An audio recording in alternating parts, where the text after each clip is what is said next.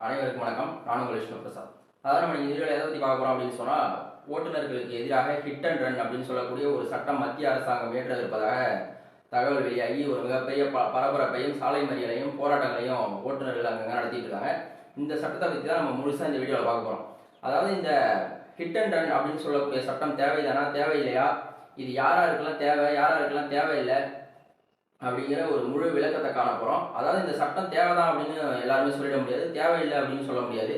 இதுக்கான வெவ்வேறு காரணங்கள் இருக்குது. ஒரு அரசாங்கம் ஒரு சட்டத்தை ஏற்றுறாங்க அப்படின்னா சாதாரணமாக ஒரு தரப்பினர் பாதிக்கப்படும் வகையில் ஏற்ற முடியாது. ஆனால் இந்த சட்டத்தில் இருக்க சில விதிமுறைகள் ஓட்டுநர்களை முழுமையாக பாதிக்கிற வகையில் இருக்குது. ஹிட் அண்ட் ரன் அப்படின்னு சொல்லக்கூடியது என்னன்னா, ஒரு விபத்து ஏற்படும் பொழுது அந்த இடத்திலிருந்து ஓட்டுநர் தப்பிச்சு ஓடிடுறாரு, அப்படி ஓடக்கூடாது அப்படின்னு சொல்றாங்க. இவங்க இந்த ஓட்டுநர்கள் எதற்காக தப்பிச்சு ஓடுறாங்க அப்படின்னு பார்த்தா, ஒரு விபத்துங்கிறது எதிர்பாராம நடக்கிறது. அந்த எதிர்பாராத விபத்து நடக்குது அப்படின்னா அந்த இடத்துல ஒரு சிறிய பாதிப்பு மட்டும் இருக்குன்னா எந்த ஓட்டுநரும் ஓட போறது இல்லை. அதுக்கு அதிகமாக போயிட்டு ஒரு உயிருக்கு ஆபத்து இல்லை வேற ஏதாவது பெரிய இழப்பு ஏற்பட்டிருந்தா அந்த இடத்துல இருந்து அவங்க தப்பிச்சு போயிடுவாங்க. தப்பிச்சு போயிட்டு அவங்க தலைமறைவு வாழ்க்கையில யாரும் வாழறது கிடையாது. உடனே அருகில் இருக்க காவல் நிலையத்தில் போயிட்டு சரணடைஞ்சிருவாங்க. இது எதுக்காகனா, ஒரு மிகப்பெரிய விபத்து நடந்திருக்கும் பொழுது அந்த இடத்துல அந்த விபத்தை ஏற்படுத்தின ஓட்டுநர் இருந்தால் அந்த ஓட்டுநர்களை தாக்குற பழக்கம் நம்ம தமிழ்நாட்டு மட்டுமல்லாமல் ஒட்டுமொத்த இந்தியாவிலுமே இருக்கு. அப்படி இருக்கக்கூடிய சூழ்நிலையில் அங்கே இருந்தால் அவங்க உயிருக்கு நிச்சயமாக ஆபத்து ஏற்படும். அதனால அவங்க தப்பிச்சு போயிடுறாங்க. இதனால எந்த தவறுமே கிடையாது. இதுதான் அங்கே இருக்க சூழ்நிலைக்கு செய்ய வேண்டியது. சரி, இந்த ஒரு பக்கம் வச்சுட்டு இந்த ஓட்டுநர்கள் என்ன சொல்றாங்க அப்படின்னா, இந்த சட்டம் இருக்கவே கூடாது, இந்த சட்டம் தேவையே இல்லை அப்படின்னு சொல்றாங்க. இந்த சட்டம் தேவையில்லை அப்படின்னு ஓட்டுநர்களும் சொல்லக்கூடாது.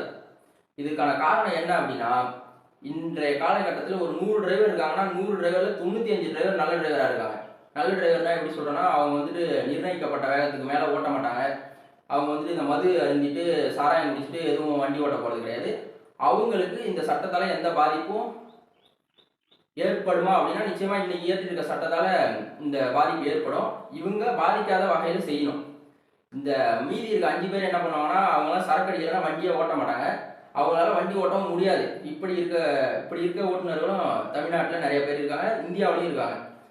அதனால இந்த சட்டத்தை எப்படி நிறைவேற்றணும் அப்படின்னு சொன்னா, முதல்ல ஒரு விபத்து நடக்குது அப்படின்னா எந்த ஒரு விபத்தும் வேணும்னே நடக்க போறது கிடையாது. அப்படி வேணும்னே ஒரு விபத்து நடத்துறாங்கன்னா அதுக்கு பேர் விபத்து கிடையாது, கொலை.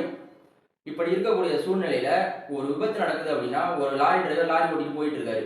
அந்த லாரி டிரைவர் சரியான வேகத்துல சரியான முறையில மது அருந்தாம கரெக்டா வண்டி ஓட்டிட்டு போயிட்டு இருப்பாரு. ஆனா எதிர்த்தாப்புல ஒரு 2 வீலர்காரன் என்ன பண்ணிருப்பானா, ஒரு மது அருந்திட்டு அவனோட வேகத்தை விட அதிகமான வேகத்துல அந்த லாரியில மோதிருப்பான். அவனுக்கு ஏதோ ஒன்று நடந்திருக்கும்.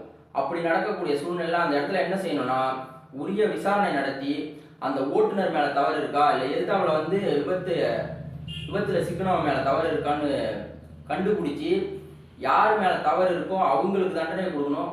ஒருவேளை எதிர்த்தாப்புல அந்த 2 வீலர்காரனுக்கு ஏதோ ஒன்று ஆயிருந்தா கூட அந்த 2 வீலர்காரனுக்கு உயிர் போயிடுச்சு அப்படிங்கிறதுக்காக இந்த ஓட்டுநரை தண்டிப்பதுங்கிறது ஒரு மிகப்பெரிய குற்றம். எந்த தவறுமே செய்யாமல் சென்ற ஓட்டுநரை தண்டிக்க கூடாது, தண்டிக்கவும் முடியாது. அதனால இந்த சட்டத்தை என்ன பண்ணணும் அப்படின்னா, திருத்தம் கொண்டு வந்து எந்த பக்கத்துல தவறு இருக்கோ அந்த ஓட்டுநருக்கு இல்லை அந்த மக்களுக்கு நீங்க தண்டனை கொடுக்கலாம். இந்த விபத்து நடந்துச்சு அப்படிங்கிறதுக்காக ஒரு ஓட்டுநரை தவறு செய்யாத ஒரு ஓட்டுநரை தண்டிப்பதுங்கிறது மிகப்பெரிய குற்றம். இது ஒரு ஜனநாயக நாட்டிற்கு நன்மை கிடையாது. ஏன்னா இன்னைக்கு காலகட்டத்தில் மத்திய அரசாங்கத்தில் ஆண்டு கொண்டிருக்கின்ற பாரதிய ஜனதா கட்சியின் பிரதமர் மோடி அவர்கள் ரொம்பவே நல்லா ஆட்சி பண்ணிட்டு இருக்காங்க. டிரைவர்களுக்கு நிறைய சலுகைகளை கொடுத்துருக்காங்க. அப்படி இருக்கக்கூடிய சூழ்நிலையில ஒரு 7 லட்ச ரூபா அபராதம் 10 ஆண்டு காலம் சிறை தண்டனை அப்படின்னு சொல்றது ஒரு சாதாரணமான விஷயம் கிடையாது. 7 லட்ச ரூபா பணம் இருந்துச்சுன்னா எந்த டிரைவரும் வண்டி ஓட்ட போகவே மாட்டாங்க.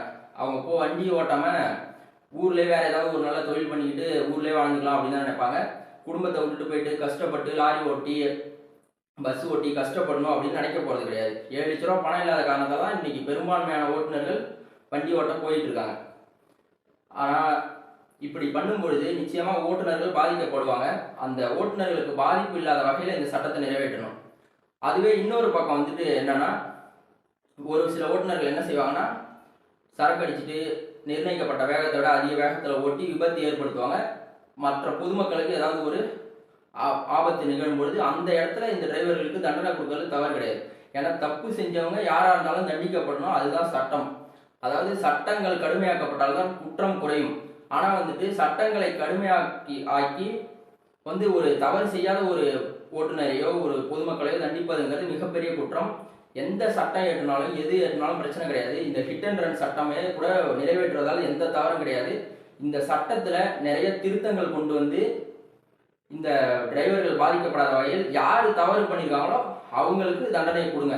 இதை பற்றி எந்த ஓட்டுநரும் எதிர்ப்பு தெரிவிக்க போகிறது கிடையாது. சும்மா ஹிட் அண்ட் ரன் அப்படின்னு ஒரு சட்டத்தை போட போகிறோம், இடிச்சுட்டு ஓடிட்டாங்க, அப்போ அதனால நாங்கள் அவங்களை பிடிச்சி 10 வருஷம் உள்ள வைப்பேன் அப்படின்னு சொல்கிறதெல்லாம் ஒரு மிகப்பெரிய தவறு, யாருமே ஏற்றுக்க முடியாத ஒரு செயல். நிச்சயமாக இந்த மத்திய அரசாங்கத்தின் மோடி அவர்கள் இதை கன்சிடர் பண்ணி ஒரு டிரைவர்களுக்கு நல்ல எதிர்காலத்தை உருவாக்கி கொடுப்பாரு அப்படின்னு நம்புவோம். ஏன்னா டிரைவரும் ஒரு மனிதன் தான், அவனும் ஒரு பொதுமக்கள் தான். எந்த டிரைவரும் ஒரு வெளிநாட்டிலேருந்து வேணுன்னே விபத்து நடத்தணும் அப்படின்னு சொல்லிலாம் செய்ய போகிறது கிடையாது. அவங்க வெளிநாட்டிலேருந்து வந்தவங்களும் கிடையாது, நம்ம இந்திய குடிமகன் தான். யாராக இருந்தாலும் தப்பு செஞ்சால் நிச்சயமாக தண்டிக்கப்பட வேண்டும். ஓட்டுநர்கள் எந்த வகையிலும் பாதிக்கப்படாத வகையில் இந்த சட்டம் நிறைவேற்றப்பட்டால் நிச்சயமாக இந்த சட்டத்தை ஓட்டுநர்கள் வரவேற்கிறோம். நன்றி, வணக்கம்.